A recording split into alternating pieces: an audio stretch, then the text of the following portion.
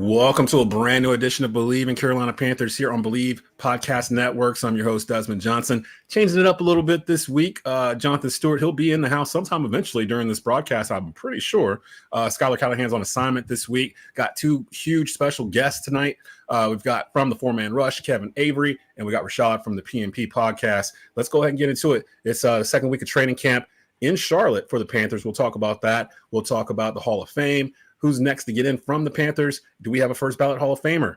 We'll debate that as well, and much, much more. It's Bleav in Panthers. Let's get it. Jonathan Stewart gets in, fights for more yardage. Stewart to the mouth of the goal line.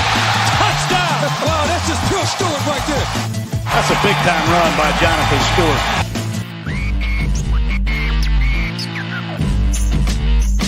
Welcome to Bleav in Carolina Panthers here on Bleav Podcast Networks. Do you believe? Rate and subscribe the show on all major podcast platforms and subscribe to our social media channels on Instagram, Twitter, and YouTube. Video available weekly at youtube.com/@TobaccoRoadSportsRadio. Do you believe?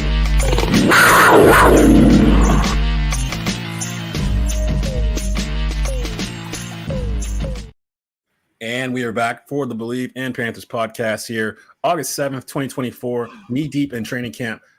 Live from uptown Charlotte. I'm your host, Desmond Johnson. The panel looks a little different than it normally does. Jonathan Stewart, he should be in before the show is over with. And Schuyler Callahan's on assignment. He actually had a press conference he had to go attend that started like right at 3 o'clock. So he was unable to attend. So I had to go pull some heavy hitters from the Ben of Panthers content creators. We got Big Kev in the house from the Man Rush podcast. You're probably very familiar with them if you follow them on Twitter. Great with game film analysis, players, things of that sort. And we got Rashad from the Panthers Nation podcast, one of the bigger content creators in the Panther Nation, and we've been talking back and forth trying to figure out a time to link up and do something. So I figured what better way to do it than do it live on Bleav in Panthers. So gentlemen, what's going on? This I think might be the first time for both. Well, no, Kevin, I think you've been on before on Bleav in. I'm not sure actually. I know it's the first time for Rashad. So yeah, that's my first as well. Okay, so cool. So we got two first-timers on Bleav in Panthers, and if you're fans of both of their brands, we got a good one in for you today. One of the things we're going to talk about is camp. We're in the second week of camp, and I want to get some notes from you guys in terms of what's the one thing that is bothering you the most as we go into week 3 and the beginning of preseason with the game against the Patriots tomorrow night, preseason week 1. We've tried to stay on the positive side here at Bleav in Panthers, but I want to get more into now that you've seen. I assume both of you guys have probably seen training camp at this point at least once or so. What's some glaring things that you're still kind of? I don't know if this is actually fixed the way that they're saying it's fixed yet. I need to see more, so I'll let y'all marinate on that for a bit, and then we'll get to a conversation about our favorite linebacker, Luke Kuechly, who will be up for Hall of Fame consideration next year. And I heard a debate about whether or not Luke Kuechly was a first ballot Hall of Famer. And it started getting me thinking about whether or not he is. And it actually brought up a conversation I think me and Kev have had before in terms of Cam Newton. And would he be a first ballot Hall of Famer once he finally decides to retire? So we'll get a little bit of that. Smitty's been in consideration for the Hall of Fame. So he's already in the batch or the pool that they can pull from. We'll see who gets in first. Between them, we'll debate that as well. And a little bit more. But before we do all that, a quick word from our sponsors over at Bet Online. Bet Online is the world's most trusted betting platform and your number one source for everything online sports betting. Right now, you can receive a 50% free bet on up to $250 on your first deposit to bet on anything from the Olympics to baseball to Formula One racing. Bet Online has every stat, every matchup, and even live odds and spreads while the games are being played. When the game's over, head over to our online casino and get in on a game of blackjack or poker or on one of our over 150 slot games. Head over to the website today to get in on the action. Use promo code Bleav, that's BLEAV, for your 50% free bet credit on your first deposit up to $250. Bet Online, the game starts here. And where we will start today is notes from camp. And like I said, last week we kind of talked more about it was Schuyler's takes of the stuff that he was seeing and pulling out in terms of positions that we may not be aware of or players that are excelling. And he mentioned Jonathan Mingo's having a fantastic training camp and kind of led on that. I want to go the other direction today in terms of what's something you're seeing, whether it's a position, whether it's a player, what's something that you're seeing that you're still kind of stuck in your head that like, unless they get this straightened out in the next couple of weeks, this might be a problem for this team. Which one of you guys want to tackle this first? I'll jump in. I think, this is Rashad from PNP. First of all, thank you for the invite. I appreciate the opportunity. Absolutely. I'll go with the offensive line, man. There's a lot of money invested in that O line. Austin Corbett at center. Man, I've seen a lot of low snaps, a lot of misplaced snaps. And truth be told, I'll give him a little ease here, because a lot of the offensive line is shuffled. Guys haven't been healthy, haven't been playing, haven't been there, so we haven't seen the full offensive line healthy at one time in camp a lot. So I'll give him a little break there, but I would like to see the offensive line come together and see that chemistry happen a little bit, because boy, Clowney been in the backfield a lot. He been wreaking havoc out there at camp. I've been every day except for the past couple of days. I've been a little under the weather. And Clowney, that even when Clowney's not there, Chason has been in the backfield. DJ Johnson's been in the backfield. It's been a lot. So I'd like to see. And again, all is not woe is me. It's not over, right? It's just training camp. The chemistry has to come together. We're gonna give it time from a positive standpoint. But I'd like to see as much money as we put in the offensive line. I'd like to see that come together a little bit quick. Yeah, I'm not too upset that they're not playing Bryce in this game. One, honestly, I don't see the point in even playing him all preseason. To be honest, I'm cool with him not playing. Just for everything you just said, I'm not sold completely yet on the O line. It has to be better than last year. It can't be worse. Like, people were getting shoved into Bryce Young last year. Like, like the offensive line, it felt like they didn't know where Bryce was like half the season in the backfield. It's got to be better than that. But I need to see more to be comfortable about having them back there. Kev, what's something that's kind of sticking in your mind that you need to see fixed, or you haven't seen enough of yet to convince you it's been fixed with the Panthers? Yeah, appreciate it, Des. First of all, for all you guys who don't know, my new Twitter handle is because they closed down my my Country Kev one, so it's now Country Kev _4MR. I definitely, follow me there. That's my new account. Let me just say before you get into your take, they did the same thing. Well, they kind of did the same thing to me. My handle got taken over by like a Bitcoin bot or something, and locked me out. And then I did something. An email came to me. It was asking to insure it. I thought I had already done it. I sent it out, so it completely locked me out from it. And I had to change my handle too. And Twitter's vicious, man. Like, they don't believe it's you. I mean, you're trying to prove yourself. Like, right. You're not you. Like I said, they got me for evading suspension. I mean, what really though? What is that?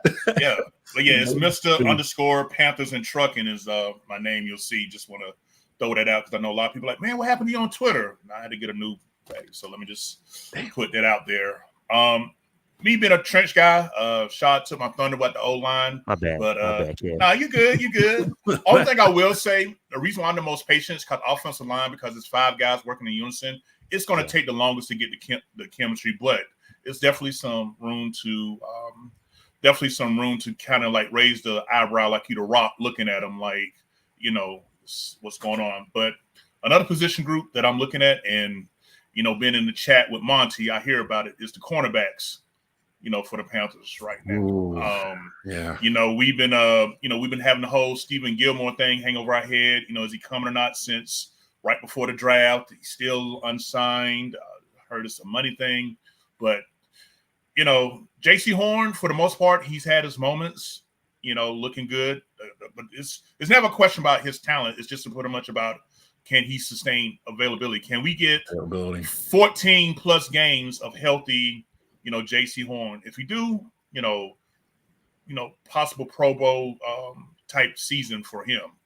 But on the other side of him is the pickup that we got from that we picked up from the Buffalo Bills is the cornerback Dane Jackson. Now, from what I've seen, because I've been working, because guys, I had to drive them trucks or whatever. But from what I've seen, he's had some pretty solid moments. Here, I think a lot of people be making too much or too little out of those one-on-one drills, between receiver and cornerback. I just think that, I just think it kind of gets overblown. But I would like to see, more plays being made on the ball. Kind of front seven has been looking pretty impressive, from what I've been watching and seeing when I get a chance to come home and, catch up on the clips. Like you were saying with, Clowney and the rest of the boys staying in the backfield often. But typically the defense is always ahead of the offense anyway. So again, I'm not hitting the panic button, but I am putting my finger on some things. I just think I like to see more steady play by the cornerbacks. I like the way Jamie Robinson blew up that new tight end on a play. I mean, he decleated him. I was like, yeah, that's what I want to see. So I just think we just got to give it some more time. I think this preseason game and that joint practice next week, which I would definitely be at because my baby coming in town. So I definitely want to. I'm definitely going to be looking forward to the Jets joint practice next week to start putting a finger on things. I think for me, it's the depth behind Bryce at quarterback. I'm a little nervous about because Dalton's hurt right now, and I know they brought in a third quarterback.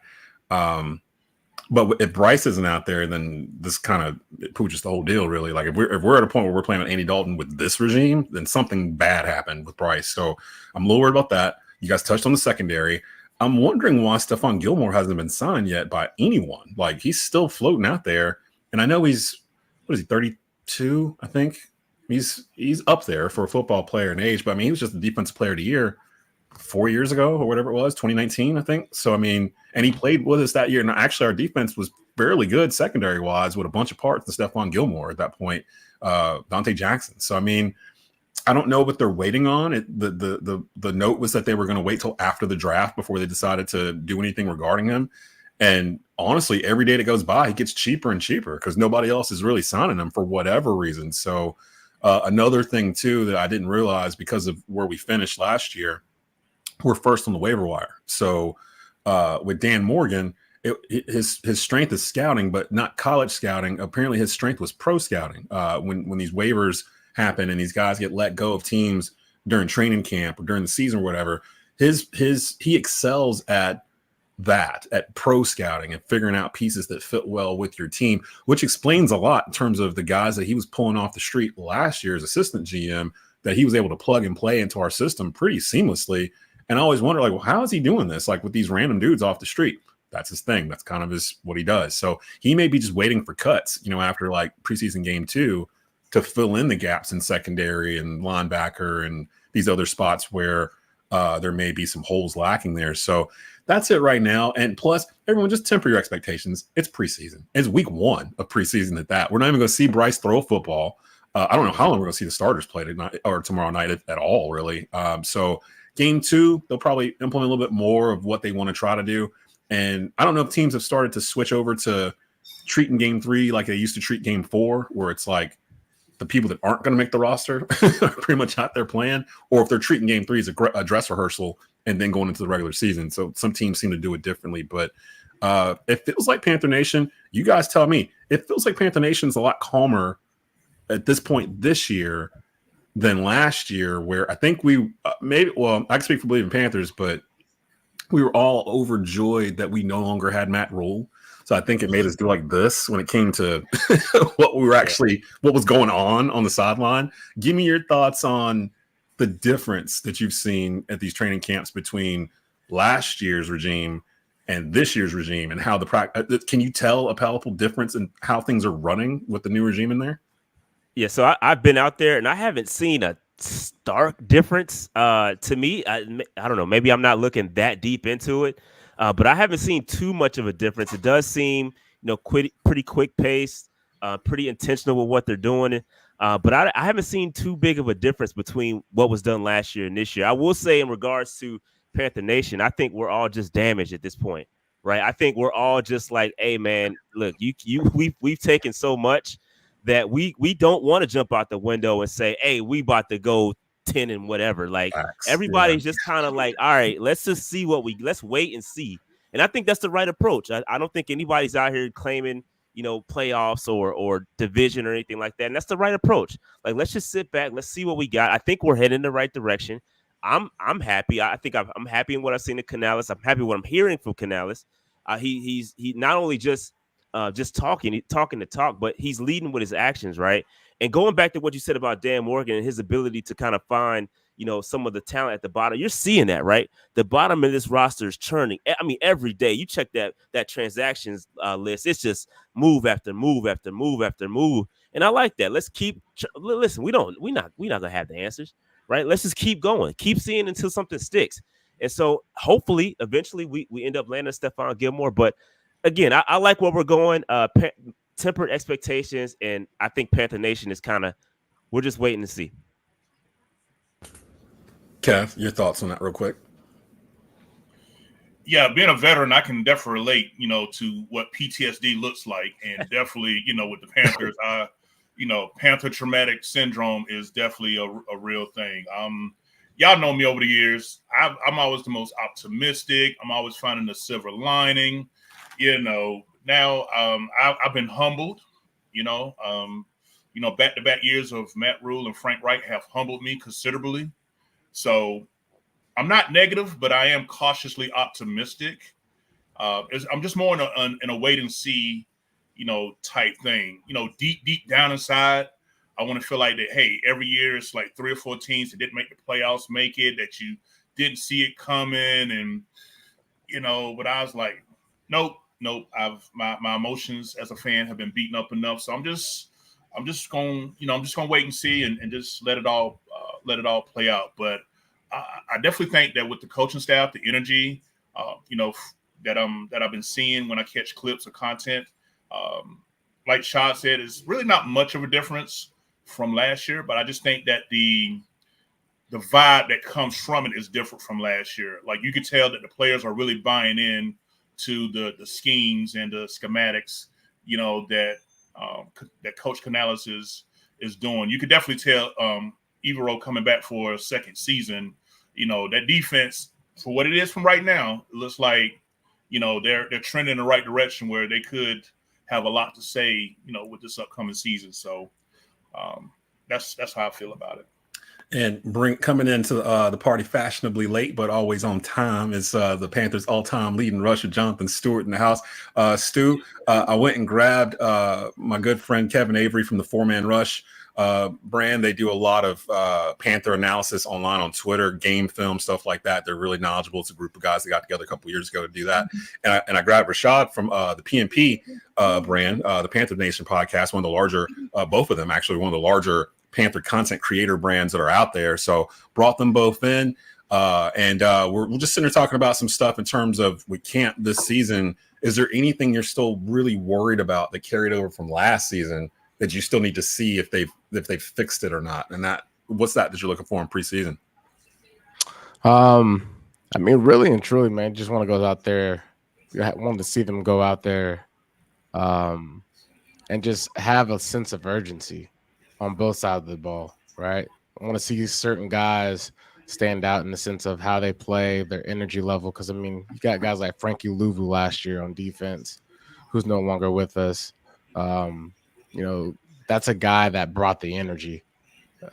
Like someone that that when you turn on the TV, he's going to put on a certain type of performance. He's going to put on a certain type of effort. And we know we're going to get that out of Shaq. And we know what we're going to get out of Derek Brown. But I want to see some of those other guys, it's going to be really fun to watch JC Horn this year, given the fact that we haven't gotten an opportunity to really see him play that much. We all know what he's capable of.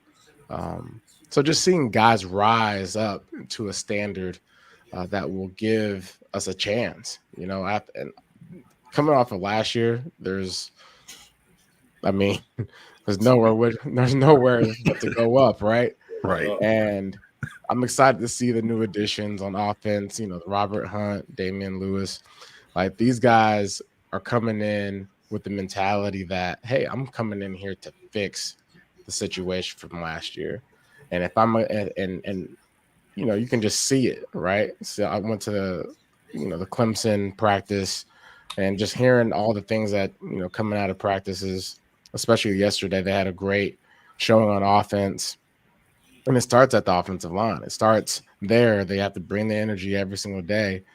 And so when it comes to preseason, I'm not really here for wins or losses. I'm here for guys to come out of this thing healthy.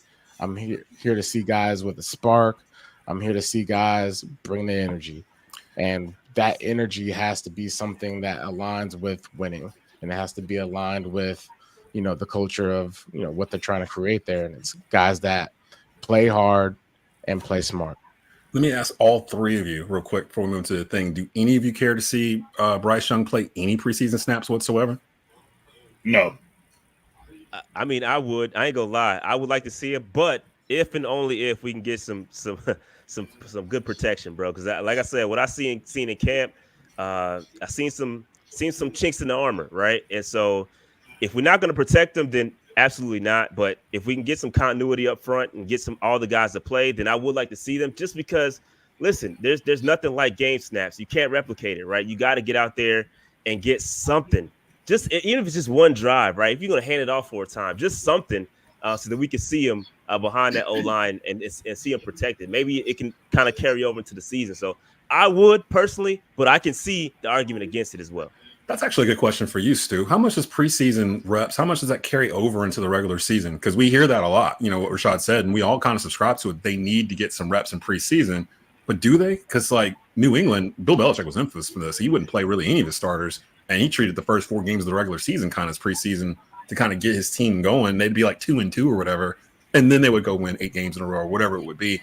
How important was it for you as a running back to get reps in preseason, or was it important for you as a running back to get reps in preseason? Did it affect your regular season at all? That's a good question. No, it didn't affect my regular season.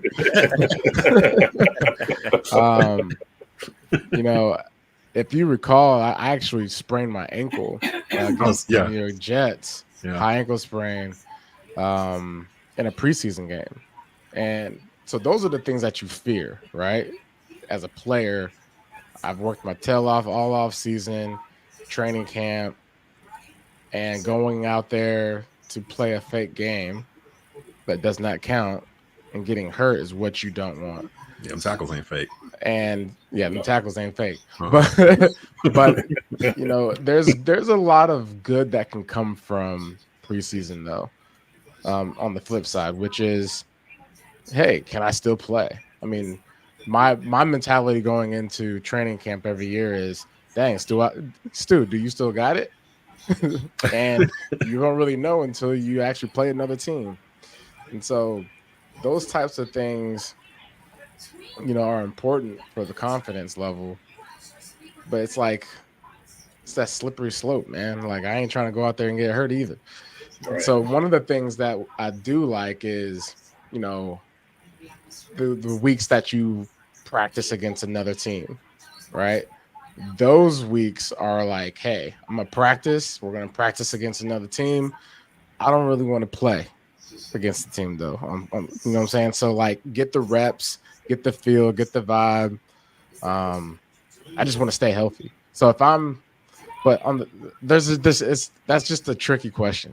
Obviously, I can't answer it straight up because there's good and bad that can come from that. Yeah. And there's more good as long as the bad doesn't happen. Maybe it's position. Maybe it's as you go down the position chart, like who needs the reps, who don't need the reps, that kind of. I don't know. Yeah. It's a tricky question, but Yeah, I'd say the kickers and punters. Yeah, go out there. Go on out there. Yeah. I got a question with the new rule or whatever. Remember, we tried to explain that towards the end of last season, the new kickoff stuff. Did anybody watch the Hall of Fame game? Because I missed it, but I should have watched it just to see how the kickoff thing is going to work. Because it looks like you're just kind of standing 20 yards from each other. You just and then the guy's got to find a hole to get past, and if you get past that initial line, there's nobody back there but the kicker. Off to the races. Yeah, it's not even 20 yards. It's 5 yards in between them. So it's really eyes. You stand in the eyes of the dude in front of you, from the other team, and then when the kick happens, you're not supposed to move until the return man catches the ball or something like that, and then you can go. The whole thing is weird because I'm thinking about that now. I'm like, well, isn't that a disadvantage for the return team because their back is to the return man? So how are they supposed to know when they're supposed to go? Are they supposed to line up sideways? I don't know. I got to figure it out. So maybe they need preseason for that. They need preseason to figure out the preseason is the preseason games. You get to go through your stretch, get to go through your routines, get to go through pregame and all that kind of stuff. You get to go through, what it's going to be like to stay at a hotel, what it's going to be like for certain things, So there's a lot of little things that need to take place for you to practice. So that way, week one, you're not, crawling and scratching. But again, there's a lot of good timing, offensive line, getting some good reps, getting, some contact, running backs, being able to get that first thud and get some timing, especially if you're a rookie, butterflies, but the timing of hitting the holes are way, way, way different than college. Timing for the receivers with the quarterback, depending on if you're going to play your starters, that's always important. I look on the defensive side of the ball, getting the play calling, right? Learn how to communicate in a loud environment, being able to hear each other, being able to call certain things out, and just find that rhythm and that chemistry is important before you actually go out into the regular season. But if you have a team that's stacked with veterans, as far as your starters, there's really nothing there for those types of guys on the veteran team. And you look at, Belichick, you mentioned earlier, a lot of his teams in the past have been veteran type of teams where it's like, hey, coach, you really going to have us out there preseason? Nah. Let third and fourth string take care of this one. And I look at, how we operated under Rivera, he didn't really want us to go out there either in preseason to get certain guys banged up. But what he did want was a certain level of efficiency. And so, hey, we're going to let you guys go out there. First group is up. Maybe we'll give you 2 series, right? And depending on how you do on those 2 series is determining the factor of whether or not you're going to stay in the game or not. And I think we initially as a group, as a team, we understood what he wanted out of us, which was, hey, let's go out there and give ourselves something to watch on film that we can be proud of, gain that confidence going into the regular season, which is one of those things where I'm saying there's a lot more good that can come out of it as long as the bad doesn't happen. We don't want any injuries. Last time we played the Patriots in preseason, Cam Newton broke his foot. That's why I was like, you know what, Bryce, why don't you just sit this one out? All right, it's good. We'll worry about. You'll get a little snap, get a little run next week, but for now, just sit, observe, watch, or whatever. I want to get into the heart of this week's episode because we do have a hard out at 3:50, and it centers around the Hall of Fame. For those that are Panther fans, Julius Peppers, first ballot Hall of Famer, got his yellow jacket this past weekend up in Canton. If you've never been to the Hall of Fame in Canton, Ohio, it is a football fan's dream going in there. I've been there once. It's fantastic. I wanted to focus on who's next from the Panthers because we've got a little streak here. Sam Mills got in last year. Pep got in this year. And next year, everybody's favorite linebacker, Luke Kuechly, will be up for selection. And I'd heard an argument about whether or not Luke Kuechly is a first ballot Hall of Famer. Let's start there. Should Luke Kuechly be considered first ballot? Now, keep in mind, Smitty is on the selection. He can be selected. I don't think he became a finalist. He hasn't been a finalist the past couple of years. He's been eligible. But wide receiver, there's a glut of wide receivers that are waiting to get in. Guys like Torrey Holt and Reggie Wayne, and there's a lot of guys that are there. Now, Smitty's top 10, a lot of statistical categories for wide receiver, so I assume he will get in, but he's not first ballot Hall of Famer. That's different than Luke. There's guys at linebacker, Patrick Willis, I think. He just got in, right? That was first ballot. Yeah. Yes. So very similar numbers too. Yeah, I was gonna say we kind of compared him to Pat Willis the entire time they played because their careers kind of were at the same time and they both got out early. Would you, if Patrick Willis is a first ballot Hall of Famer, can you make that argument for Luke Kuechly? Yeah, absolutely. I mean, Luke is not just one of the greatest linebackers of all time. He's one of the greatest football players of all time. One of the greatest football minds of all time. If you're a young guy and you're learning the game of football, and you sit in a room with Luke and he tells you exactly what to do and how he prepares and how he thinks about things from, an overall football perspective. I mean, he's one of the greatest football minds. So, this guy has probably a photogenic memory. Because at the end of the day, you watch film and he's just able to just call things out in a game on the fly, alerting his other teammates like, hey, beware of this, and whatever this is, it happens. And I mean, to be on that defense with him and playing out there with him. I mean, I've seen, interviews of Thomas Davis talking about it. Like, it's amazing, right? Knowing that this guy calls out a screen and you can actually say, oh, the screen's going to come because Luke knows it's coming. That's crazy to me that a guy can, because he did it all the time, all game. He's like, and you could watch. It got to a point once, if you were a fan, you knew he was doing it. It was fun to watch the games because you could watch Luke. Like, all he had to do on deep was just, where's Luke going? And I actually started thinking he was considering retirement the last year he played because I watched Luke so much. It felt weird to see him not get to the hole before the running back sometimes. And there was some times where, like, he just couldn't get there, whether it was whatever was happening in front of him or somebody didn't go to where they're supposed to go. He still knew mentally everything, what was going on. But you could see, like, in replays and stuff, he was frustrated that he couldn't get there like he could before for whatever reasons it was. And then he announced his retirement. So it wasn't really. I can tell you that it wasn't because of ability. Right. Yeah, it wasn't because of him. He had to slow down. It had to be probably because of the scheme. Yeah. Of some sort that he was more frustrated with than anything. But this guy, man, not just a good football player, but a good person. Yeah. Just one of the best people I've ever been around in my entire life. And, if you asked me a question like who will win in a hole against me or Luke Kuechly, Luke is going to automatically say, oh, Jonathan will win. Even though we know that that's not just a flat answer. like Luke Kuechly is Luke, he can really make people look like little kids. I've seen it happen. And so I'm surprised he hasn't got a coaching job. Maybe he doesn't want one. No, you said he's coaching with you, right? He's you and Olsen.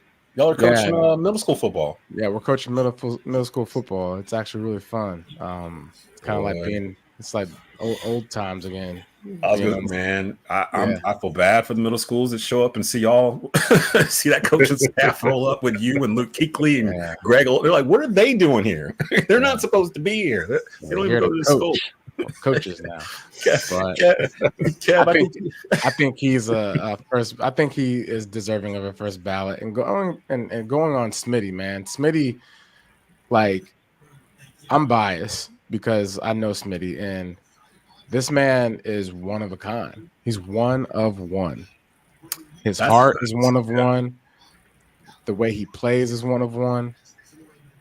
Just who he is as a father, a husband, a friend. He's one of those guys that whatever he's involved in, it's 100%. And almost to the point where if anyone around him is not 100%, okay, I take that. That's an offense to him almost. You know what I'm saying? Like one of those, like that. Yeah. Like some of those guys where it's like, if you're not all the way in on this friendship, on me being a teammate, being on this team, then why are you here? And those are the types of guys that you can build, really good football teams around. And so you talk about a Hall of Fame type caliber player. Yeah, he put up these types of numbers, but he was also the right, teammate, the right guy in the locker room to hold people accountable, to hold people up to a different standard, so that way everybody else can elevate their game. That's what makes a player like him a Hall of Fame caliber type of player, with his consistency, of course. Got Rashad in here from PNP, and we got Kevin from the Man Rush joining us, guest hosting here on Bleav in Panthers this week. Talking to Luke Kuechly is a first ballot Hall of Famer. That'll come up next season, beginning of the year. And Smitty's already in consideration, just hasn't made it to the final ballot yet. Before I get all of y'all out of here, it kind of takes me back to the original conversation with this. And shout out to Kev. I think Kev was the first person that told me that Luke Kuechly was retiring before anybody really even knew. And then it dropped like a couple hours later. So shout out to him for knowing that. Cam Newton. Now, technically, he hasn't officially retired from the NFL, so the clock hasn't started yet on him, getting the Ring of Honor and Hall of Fame and all the stuff that comes after the fact. But just from listening to Cam, it sounds like he's pretty much done with football. Like he's content with it. He's fine with it. Is Cam Newton a first ballot Hall of Famer? Because I've had this conversation on my radio show before, and I've said yes, he is a first ballot Hall of Famer at quarterback. Bill Parcells said it best to me, where he said once, if you're ever MVP of the NFL, you were the best in the game for a year. That alone should get you a ticket into the Hall of Fame as a player, that you were the best out of everyone for a calendar year at this sport. And I look at it like that. Plus, he did win league MVP. And there's like 20 records that he owns that are probably never going to get close to being broken anytime soon by anybody. Just random stuff. He threw for 400 yards and threw for 5 touchdowns. And he changed the culture of football. Let's talk about that. And he changed the culture. Because I saw people comparing him to Mike Vick and others that haven't gotten in. I'm like, yeah, but Cam was different. Cam wasn't Mike Vick. Cam had grandmas out there dabbing. Yeah, he brought fun to the league. And isn't that what it's about, the Hall of Fame? Like, I heard on the radio the other day, a Hall of Famer should be someone where you can't write the history of the NFL without mentioning that player. And to me, I was like, that's a great way to put it. Because I don't know if you can talk about the NFL from 2011 onward without mentioning Cam Newton, right? Like, he was one of the biggest stars in the whole league. So what do you guys say, starting off with you, Rashad? Is Cam Newton a first ballot Hall of Famer, or does he get in? It's tough. I think he is going to get in. I don't know. He should be first ballot, but I just know the way these things are done. I don't know that he'll get in first ballot, but he should be, man. And it's really interesting when you get into these Hall of Fame conversations and all the nuanced discussions that happen around and all these things that aren't necessarily related to the numbers and what happened between the lines. Like, that's where it gets really interesting on who's going to be first ballot or not. I mean, Cam has done so much, and if you ask any Carolina Panthers fan, they're going to say yes because of how he impacted this city and what he brought to the Carolinas. Like, we all know. I mean, we had the whole city 2015 was crazy. Like, different. I was there. I was at the. I mean, obviously Stu was there too. I mean, he was definitely there. But I was there in 2015. I was in the stadium. I felt the stadium shake for the first time in my life. Like, it was crazy in there. Like the whole, like the energy that he brought. He definitely deserves to be in the Hall of Fame and first ballot in my mind. I just know how these things work, and he probably will. Kev, you think Cam, Luke, you think they're first ballot Hall of Famers? Yeah, start with Luke first. I think Patrick Willis getting in, as Jay Stu hit off. I mean, very similar numbers, pretty much during the same time frame. I just think that solidifies, him getting in as a first ballot. I'll put money on that one. With Luke Kuechly. I mean, outside of his rookie year, I mean, he made All-Pro, 5 first-team All-Pro 5 times. 2 other times was like 2016 and 2019. He made second-team All-Pro, even when we wasn't having our best years, record-wise. I mean, he was just unblockable. One of the biggest compliments came from one of our biggest rivals, Drew Brees, when I think Luke was like number 7 in the football top 100, said 40% of the plays Luke Kuechly was calling out, when the Saints got to the line. He was just like, ridiculous. How demoralizing is that? Like, as an offensive line, to get up to the line and there's a dude on the other side that knows where you're supposed to be, like knows your job. Right. He's running a screen to the left. Yeah, and then you still got to run it. Right. PD, he's going to the left.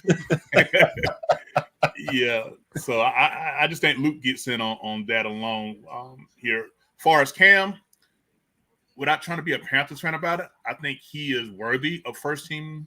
But I think the fact that he bowed to nobody, he followed his own rules, I think some may hold him to the fire to that, kind of like how they did T.O.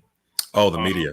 The media, very flamboyant, defying, people were making, things out of his fashion for whatever reason, like people wasn't making fashion statements before, but, he gave zero, what's about it. He marched to the beat of his own drums.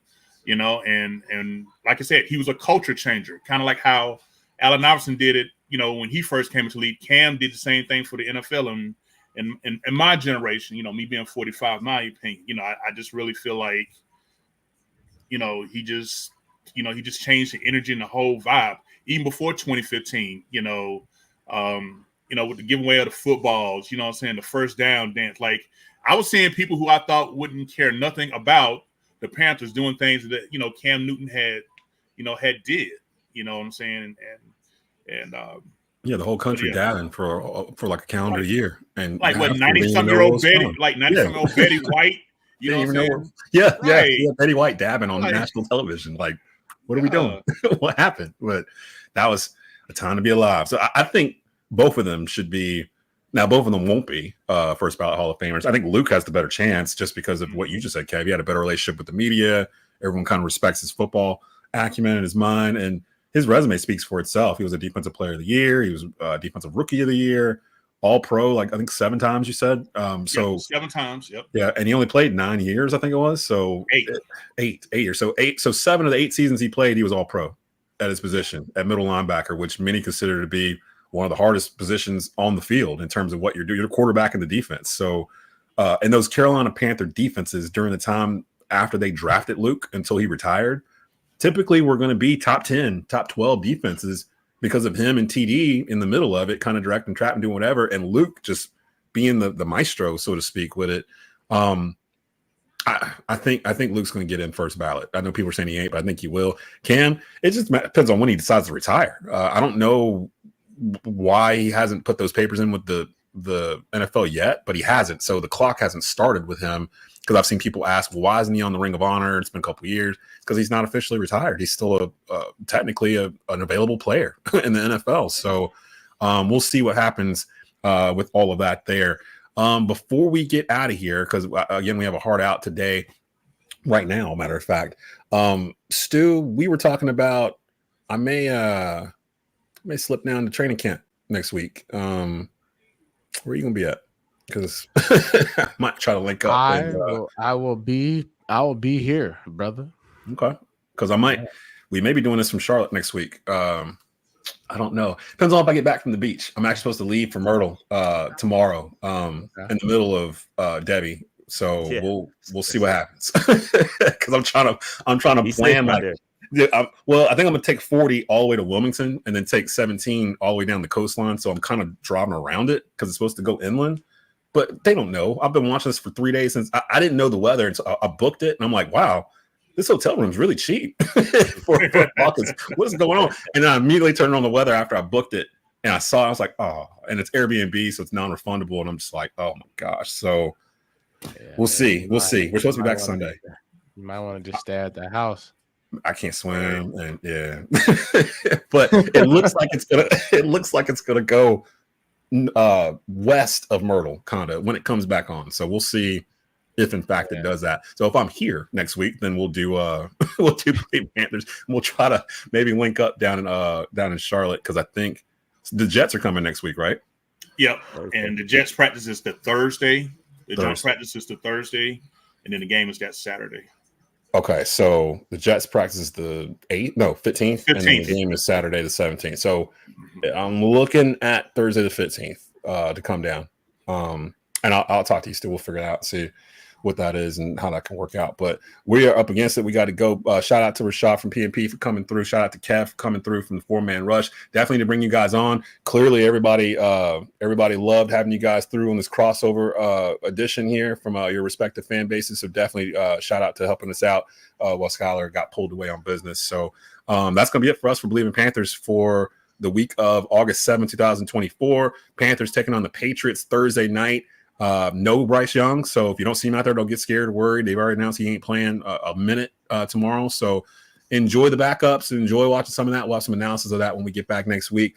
For Jonathan Stewart, this is Desmond Johnson. You've been watching and listening to the Bleav in Panthers podcast here on Bleav Podcast Networks, brought to you by Bet Online. Keep pounding.